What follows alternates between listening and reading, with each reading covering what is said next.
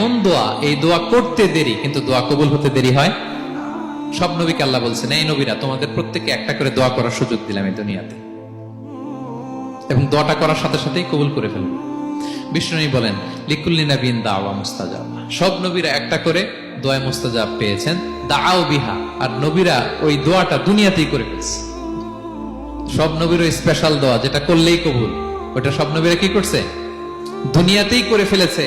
কিন্তু বিষ্ণু নবী বলেন, ওয়া ইন্নী আখতাবিউ দাওয়াতি শাফাআতান লি উম্মতি ইয়াউমাল কিয়ামা, আমি আমার সেই দোয়াটা এই দুনিয়ার বুকে অন্যান্য নবীদের মতো করি নাই। আমি আমার দোয়াটা আমার গুনাহগার উম্মতের জন্য কিয়ামতের কঠিন দিনে তারা যখন মুসিবতে পড়ে যাবে, ওই মুসিবত থেকে বাঁচার জন্য ওই দোয়াটা আমি আমার উম্মতের জন্য রেখে দিয়েছি।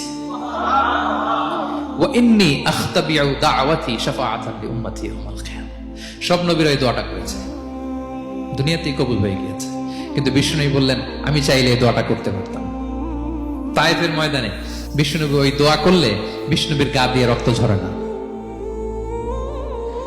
কুরাইশদের সাথে বিষ্ণু নবীর 3 বছর জেল খাটা লাগে না।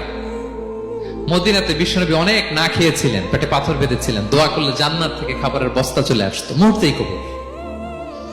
জীবনের কোন কঠিন পরিস্থিতিতে বিষ্ণু নবী এই দোয়াটা করেনি। বিষ্ণু নবী বলেন, আমি আমার এই দোয়াটা স্পেশালি আমার গুনাহগার উম্মতের জন্য রেখে দিয়েছি। কিয়ামতের কঠিন ময়দানে আমার গুনাহগার উম্মত যখন বিপদে পড়ে যাবে, তাদেরকে ওই বিপদ থেকে বাঁচানোর জন্য ওই দোয়াটা আমি প্রিজার্ভ করে দিয়েছি।